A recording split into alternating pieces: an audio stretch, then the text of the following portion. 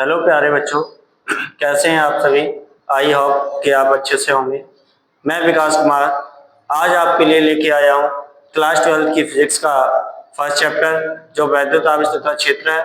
और आज हम इस वीडियो में टॉपिक पढ़ेंगे वैद्युत क्षेत्र, ठीक है ना। और देखेंगे भाई बहुत अच्छे से कि वैद्युत क्षेत्र क्या होता है, ठीक है ना। तो हम बिल्कुल बारीकी से समझेंगे और आज की क्लास हमारी बिल्कुल लाजवाब होने वाली है, ठीक है ना। तो हम क्या पढ़ेंगे बेटा, हम पढ़ेंगे वैद्युत क्षेत्र। क्या पढ़ेंगे बेटा, वैद्युत क्षेत्र। वैद्युत क्षेत्र,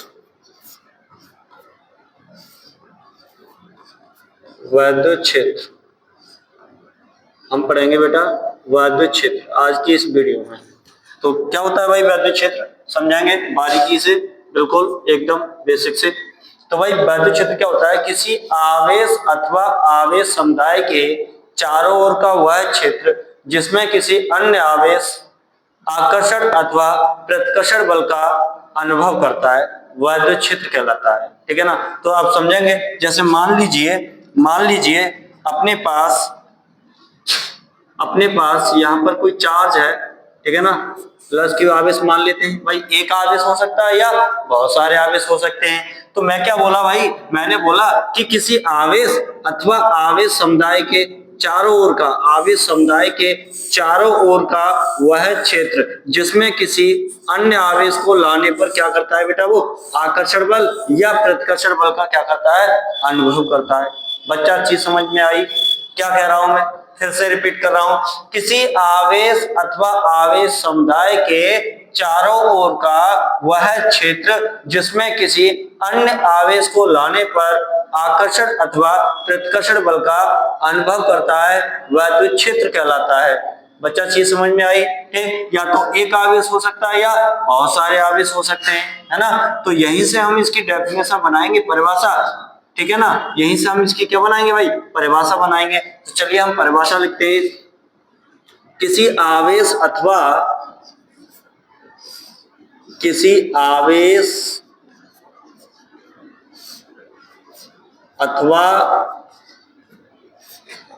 आवेश समुदाय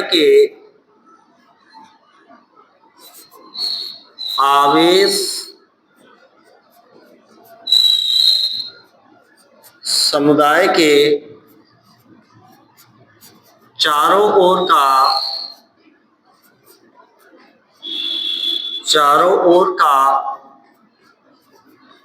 वह क्षेत्र चारों ओर का वह क्षेत्र जिसमें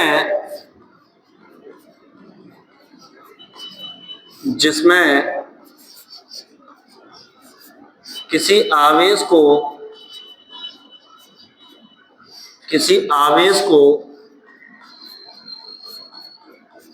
लाने पर आकर्षण अथवा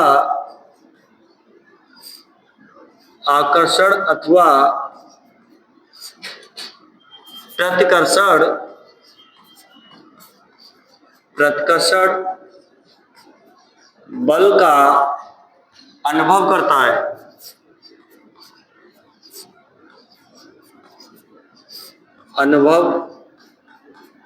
करता है। वैद्युत क्षेत्र कहलाता है। वैद्युत क्षेत्र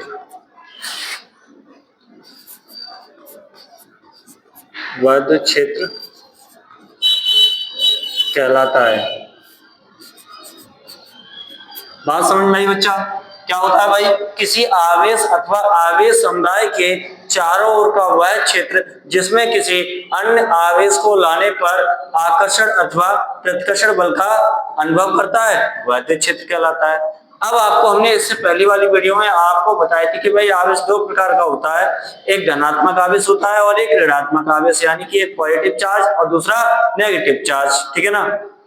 तो यहाँ पर जो प्लस आवेश होता है वहां से क्या है बेटा, उसका जो मार्ग होता है प्लस क्यू आवेश का, वो क्या है, बाहर की तरफ होता है। उसका मार्ग क्या होता है बेटा, बाहर की तरफ। जो प्लस क्यू आवेश होता है उसका मार्ग किधर होता है बेटा, बाहर की ओर होता है। जैसे मान लीजिए कि यहाँ पर ये प्लस क्यू आवेश है, यहाँ पर ये क्या है बेटा, प्लस क्यू आवेश है, प्लस क्यू आवेश है। जैसे मान लीजिए यहाँ पर ये है अपने पास प्लस क्यू आवेश, तो इसका जो मार्ग होगा बेटा वो बाहर की ओर होगा। किस तरफ होगा इसका मार्ग, बाहर की ओर, इस तरह से बाहर की ओर, ठीक है ना। इसका मार्ग क्या होगा बेटा, बाहर की ओर। तो इस प्लस क्यू चार्ज का जो मार्ग होता है उस मार्ग को हम लोग बोलते हैं वैद्युत बल रेखाएं। क्या बोलते हैं बेटा, वैद्युत बल रेखाएं। यानी प्लस क्यू आवेश का जो मार्ग होता है उनको बोला जाता है वैद्युत बल रेखाएं। तो इस चीज को हम नोट में लिखेंगे, यहाँ पर इस चीज को हम नोट में लिखेंगे। क्या होता है बेटा, वैद्युत बल रेखाएं, वैद्युत बल रेखाएं नोट में लिखेंगे। चीजें समझ में आ रही हैं, ठीक है ना, चीजें समझ में आ रही हैं। धन, किसी स्वतंत्र धन आवेश के किसी स्वतंत्र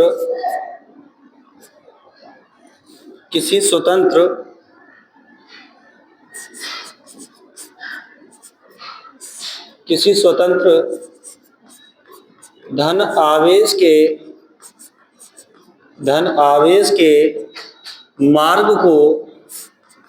मार्ग को वैद्युत बल रेखाएं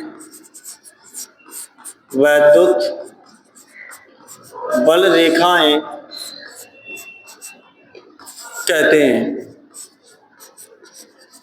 बच्चा यहां तक चीज समझ में आई है ना। मैं क्या बोल रहा हूं भाई, जो प्लस क्यू चार्ज होता है, प्लस क्यू आवेश जो होता है, इसका जो मार्ग होता है वो किस तरफ होता है बेटा, बाहर की ओर। किस तरफ होता है, बाहर की ओर। तो इसका जो मार्ग है, प्लस क्यू आवेश का जो मार्ग है, उस मार्ग को हम लोग बोलते हैं क्या, वैद्युत बल रेखाएं। इसलिए मैंने यहाँ पे लिखा है किसी स्वतंत्र धन आवेश के मार्ग को वैद्युत बल रेखाएं कहते हैं, ठीक है ना। तो अब हम यहाँ पर वैद्युत बल रेखाओं के बारे में जानेंगे, उनकी प्रॉपर्टी जानेंगे, यानी कि उनके गुण धर्म जानेंगे, क्या क्या गुण होते हैं उनके, ठीक है ना। तो अब हम आगे चलते हैं और इसके जानेंगे गुण। तो यहाँ पर आपको क्या बताया गया है बेटा, यहाँ पर आपको बताया गया है प्लस क्यू आवेश। और इससे पहली वाली वीडियो में मैं आपको दो चार्ज बताए थे, एक पॉजिटिव और एक नेगेटिव। तो यहाँ पर हम एक है हमारे पास, मान लीजिए कि प्लस क्यू आवेश, दूसरा है क्या आपके पास माइनस क्यू आवेश। तो यहाँ पर मैंने क्या बताया भाई, प्लस क्यू आवेश जो होता है, यहाँ से जो वैद्युत बल रेखा होती है वो किस तरफ निकलती है, बाहर की ओर। यानी इसका जो मार्ग होता है बेटा वो किस तरफ होता है, बाहर की ओर होता है, ठीक है ना। यहाँ पर ये चीज समझ में आई बच्चा। और जो माइनस क्यू चार्ज होता है, इस पर जो मार्ग होता है वो अंदर की ओर होता है। इसका जो मार्ग होता है वो किस तरफ होता है बेटा, अंदर की ओर। यानी इस पर जो बल रेखाएं होती हैं वो किस तरफ होती हैं, अंदर की ओर। किस तरफ होती है बेटा, अंदर की ओर, ठीक है ना। तो यहां से हम इसके गुण बनाएंगे, और गुण बनाएंगे तो हम देखेंगे कि क्या क्या इसकी प्रॉपर्टीज है, ठीक है ना, क्या क्या इसकी प्रॉपर्टीज है। तो हम यहाँ हेडिंग डालेंगे सबसे पहले गुण। क्या हेडिंग डालेंगे भाई, इसके गुण। गुण क्या डालेंगे भाई, गुण। पहला गुण क्या है भाई इसका, ये भी देखेंगे। तो यहाँ पर पहला गुण देखेंगे इसका क्या है। तो देखें इधर ध्यान से कि अगर हम यहाँ पर दोनों चित्रों में ये ध्यान से देखें कि यहाँ से बल रेखा बाहर की ओर चल रही है और जो माइनस क्यू आवेश है इस पर बल रेखा अंदर की ओर आ रही है। तो अगर हम कहना चाहें तो हम कह सकते हैं कि भाई जो प्लस क्यू चार्ज होता है और जो माइनस क्यू चार्ज होता है, तो हम कह सकते हैं यहाँ से कि भाई धन आवेश से बल रेखाएं क्या है, चलती हैं, यानी निकलना स्टार्ट करती हैं, और माइनस क्यू आवेश पर यानी कि जो ऋण आवेश है वहां पर क्या है, समाप्त होती हैं। यानी बल रेखाएं जो होती हैं वो धन आवेश से चलती हैं और ऋण आवेश पर क्या होती है बेटा, समाप्त होती हैं, है ना। इस तरह से ऋण आवेश पर क्या होती है बेटा, समाप्त होती हैं। वैद्युत बल रेखाएं धन आवेश से चलती हैं और ऋण आवेश पर क्या होती है बेटा, समाप्त होती हैं, इस तरीके से, ठीक है ना। तो यहां से ये चीज समझ में आई आपको। क्या कहना चाह रहा हूं मैं कि धन आवेश से वैद्युत बल रेखाएं चलती हैं यानी कि निकलती हैं, और ऋण आवेश पर क्या होती है बेटा, समाप्त होती हैं। ऋण आवेश पर क्या होती है बेटा, समाप्त होती हैं। तो इसका पहला गुण यही है, ठीक है ना। कोई आपसे पूछे कि भाई वैद्युत बल रेखा क्या होती है, कैसे निकलती हैं, तो आप बोलोगे कि ये रेखाएं धन आवेश से चलकर ऋण आवेश पर समाप्त होती हैं। तो इसका पहला गुण क्या है बेटा कि ये रेखाएं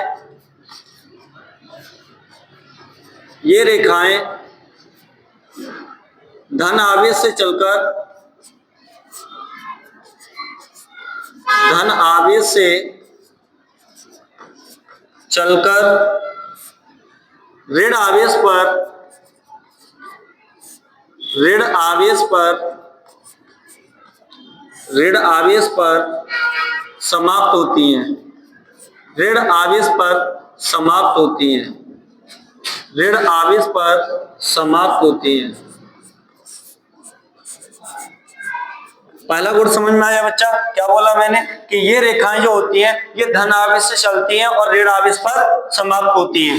दूसरा पॉइंट नोट करेंगे। दूसरा पॉइंट क्या है भाई? दूसरा पॉइंट नोट करेंगे सभी बच्चे। दूसरा पॉइंट ध्यान से सुने, क्या है दूसरा पॉइंट? ये कहता है कि ये जो वैद्युबल रेखाएं हैं, इन वैद्युबल रेखाओं के किसी भी बिंदु पर अगर हम स्पर्श रेखा खींच दें, क्या कर दें बेटा? स्पर्श रेखा खींच दें। जैसे कि मान लीजिए हमने इस पर इस तरीके से क्या खींच दी, एक स्पर्श रेखा खींच दी, तो इस स्पर्श रेखा पर एक बल लगता है। क्या लगता है बेटा? एक बल लगता है, और यह बल धन आवेश पर लगने वाले बल की दिशा बताता है। क्या करता है बेटा? धन आवेश पर लगने वाले बल की दिशा बताता है। अगर हम इन वैद्युबल रेखाओं के किसी भी बिंदु पर स्पर्श रेखा खींच दें तो उस स्पर्श रेखा पर एक बल कार्य करता है, यानी बल लगने लगता है, और जो बल लगता है वो किसकी दिशा बताता है बेटा? धन आवेश की। ठीक है ना? तो हम यहां से कह सकते हैं इस चीज को, है ना, कि ये बल रेखाओं के किसी भी बिंदु पर, यानी इन रेखाओं के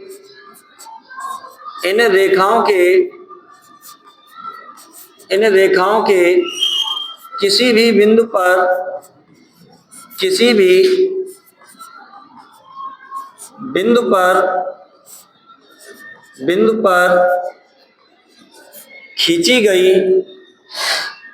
गई स्पर्श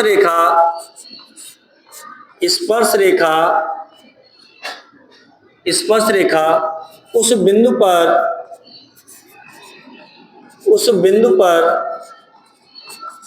स्थित धन आवेश पर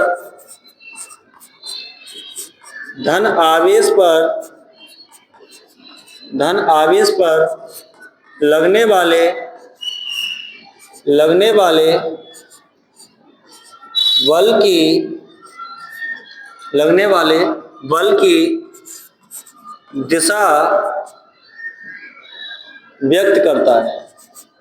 दिशा व्यक्त करता है, यानी कि दिशा बताता है। बात समझ में आई बच्चा?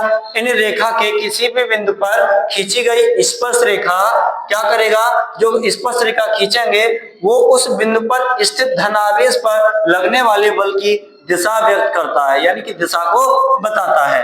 पॉइंट नंबर 2, ठीक है ना? समझ में आया? कंप्लीट। तुम बोलोगे गुरुजी बढ़िया है, समझ में आया अच्छे से, ठीक है ना? तुम बोलोगे गुरुजी बिल्कुल समझ में आया। अब पॉइंट नंबर 3 क्या कहता है? पॉइंट नंबर 3 क्या कहता है भाई? कि ये जो वैद्युबल रेखाएं होती हैं ये कभी भी एक दूसरे को काट नहीं सकती, ठीक है ना? ये वैद्युबल रेखाएं कभी भी एक दूसरे को काट नहीं सकती। यदि काटती भी हैं तो उस कटान बिंदु पर 2 स्पर्श रेखाएं खींची जा सकती हैं। कितनी स्पर्श रेखाएं खींचेंगे बेटा? 2। और जब 2 स्पर्श रेखाएं खींचेंगे तो वहां पर बल की दिशा कितनी प्रदर्शित होंगी? 2, यानी 2 बल की दिशाएं प्रदर्शित होंगी, है ना? तो पहले तो ऐसा कभी होता ही नहीं है, ठीक है ना? तो मैं वही कहना चाह रहा हूं कि अगर ये इस बल रेखा ऐसे ना जाकर के ये ऐसे कटिंग कर गई तो जिस जगह ये कटान बिंदु पर काट रही है, जैसे कि यहाँ काट रही है ना, तो एक बल की रेखा इधर प्रदर्शित होगी और दूसरी बल की रेखा इधर प्रदर्शित होगी, यानी जिस कटान बिंदु पर ये कट कर रही हैं उस जगह हम 2 स्पर्श रेखाएं खींच सकते हैं। तो फिर वहां पर बल की कितनी दिशाएं प्रदर्शित होंगी बेटा? 2 दिशाएं प्रदर्शित होंगी। तो ऐसा तो कभी पहले होता ही नहीं है, बाई चांस की अगर हम बात कर रहे हैं, ठीक है, पहले तो ये कभी काटेंगे ही नहीं। यदि काटती भी है तो उस कटान बिंदु पर 2 स्पर्श रेखा खींच करके हम लोग सुधार कर सकते हैं। तो तीसरा पॉइंट क्या बताया मैंने बेटा? कि ये रेखाएं कभी भी एक दूसरे को काट नहीं सकती। यदि काटती भी हैं तो उस कटान बिंदु पर 2 स्पर्श रेखाएं खींच करके सुधार कर सकते हैं, है ना?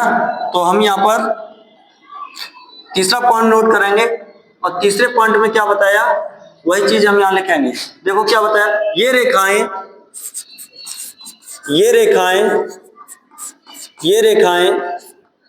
कभी भी एक दूसरे को काट नहीं सकती।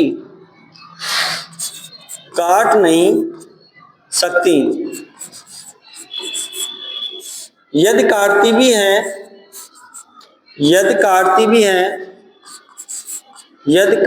हैं तो उस कटान बिंदु पर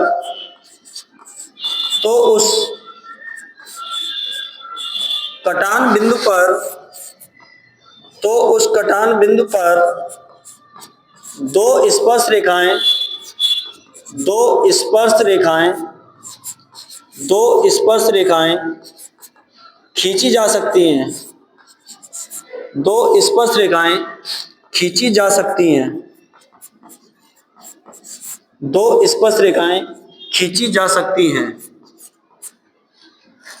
ठीक है ना बेटा।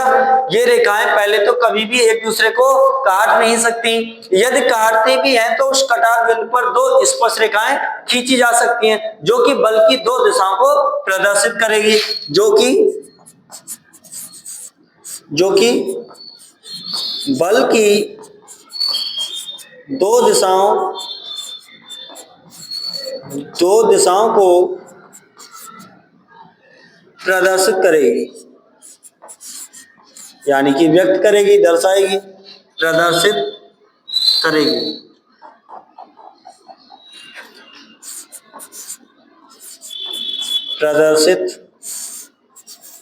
करेगी।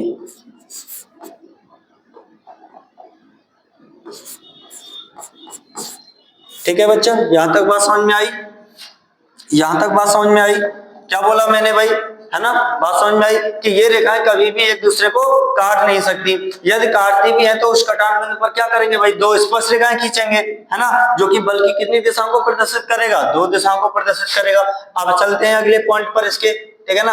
अब चलते हैं इसके अगले पॉइंट पर, अगला पॉइंट समझेंगे बारीकी से। फिर से अगला पॉइंट क्या कहता है वो चीज समझेंगे। 4 क्या कहता है भाई, ध्यान से सुनना। ये रेखाएं जो होती हैं ये तनी हुई डोरी की भांति लंबाई में सिकुड़ने का प्रयास करती हैं। क्या करती हैं भाई, लंबाई में सिकुड़ने का प्रयास करती हैं। इसी कारण विपरीत आवेशों में क्या होता है भाई, आकर्षण होता है। यानी ये कहने का मतलब यह है कि ये जो वैद्युत रेखाएं होती हैं ये एकदम तनी हुई डोरी की भांति क्या है, लचकदार होती है, यानी इनमें ढीलापन होता है। और जब ये लचकदार होती है तनी हुई डोरी की भांति, तो फिर ये क्या करती हैं, आपस में नजदीक आने का प्रयास करती हैं। और आपको पता है कि जो आवेश आपको पढ़ाया गया है कि भाई विपरीत आवेश होंगे तो वो क्या करेंगे, आकर्षण करेंगे, है ना। तो सेम वैसे ही मैं कह रहा हूं कि यहाँ पर ये जो वैद्युत रेखाएं होती हैं ये तनी हुई डोरी की बात क्या है, लचकदार होती हैं। इसी कारण से विपरीत आवेशों में क्या होता है भाई, आकर्षण होता है। तो इस चीज को भी हम नोट करेंगे। यहाँ पर ये रेखाएं तनी हुई डोरी की बात लिखेंगे, ये रेखाएं तनी हुई डोरी की बात, तनी हुई डोरी की बात लंबाई में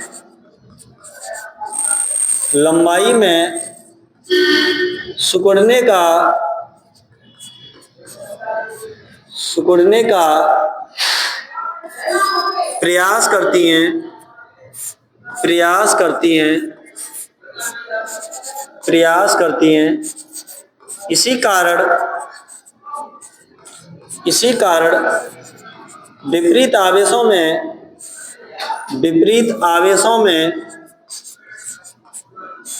विपरीत आवेशों में आकर्षण होता है। क्या होता है बेटा, आकर्षण। विपरीत आवेशों में आकर्षण होता है, ठीक है ना। मतलब यहाँ पर चीज समझ में आई। ये रेखाएं जो होती हैं बेटा ये तनी हुई डोरी की बात, जैसे तनी हुई डोरी देखी होगी, है ना, तनी हुई डोरी की बात क्या है, लंबाई में सिकुड़ने का प्रयास करती हैं। इसी कारण विपरीत आवेशों में बेटा क्या होता है, आकर्षण होता है। अब देखेंगे हम इसका लास्ट गुण क्या होता है भाई, इसका लास्ट गुण क्या होता है ये समझेंगे। 5वां पॉइंट क्या होता है इसका, ये जो रेखाएं होती हैं बेटा ये एक दूसरे के लंबवत होती हैं। ये रेखाएं कैसी होती हैं बेटा, एक दूसरे के लंबवत होती हैं। जब ये एक दूसरे के लंबवत होती हैं तो बेटा ये एक दूसरे से दूर हटने का क्या करती हैं, प्रयास करती हैं। क्या करती हैं बेटा, एक दूसरे से दूर हटने का प्रयास करती हैं। और आपको पता है कि भाई समान आवेश जो होते हैं वो क्या करते हैं, प्रत्कर्षण करते हैं, यानी कि दूर हटने का प्रयास करते हैं, है ना। तो वही चीज है कि यहाँ पर ये वैद्युत रेखाएं एक के ऊपर एक, एक के ऊपर एक, एक के ऊपर एक होती हैं। जैसे कि मान लीजिए इसके ऊपर ये है, इसके ऊपर और भी हो सकती है, उसके ऊपर भी और हो सकती है ना। तो यहाँ पर कहने का मतलब क्या है कि ये जो वैद्युत रेखाएं होती हैं ये एक दूसरे के क्या होती हैं बेटा, लंबवत होती हैं। ये एक दूसरे के क्या होती हैं बेटा, लंबवत होती हैं। ये रेखाएं जो होती हैं ये एक दूसरे के क्या होती हैं बेटा, लंबवत होती हैं। ठीक है ना। तो वही चीज हम यहाँ नोट करेंगे, ये रेखाएं ये रेखाएं ये रेखाएं एक दूसरे के एक दूसरे के एक दूसरे के लंबवत होती हैं, एक दूसरे के लंबवत होती हैं, एक दूसरे के लंबवत होती हैं, एक दूसरे के लंबवत होती हैं। इसी कारण समान आवेशों में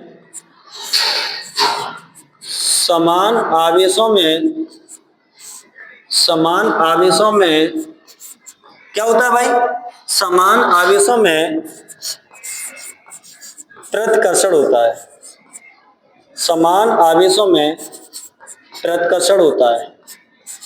बात समझ में आई बच्चा? आप बोलोगे बिल्कुल गुरुजी बात समझ में आई। ये रेखाएं जो होती हैं ये एक दूसरे के कैसे होती है बेटा, लंबवत होती है, यानी एक के ऊपर एक, एक के ऊपर एक, एक के ऊपर एक। जब ये लंबवत होती है तो ये क्या है, एक दूसरे से दूर हटने का क्या करती है बेटा, प्रयास करती है। और आपको पता है भाई पहले से कि भाई समान आवेश जब एक दूसरे से दूर हटते हैं तो प्रतिकर्षण लगता है ना।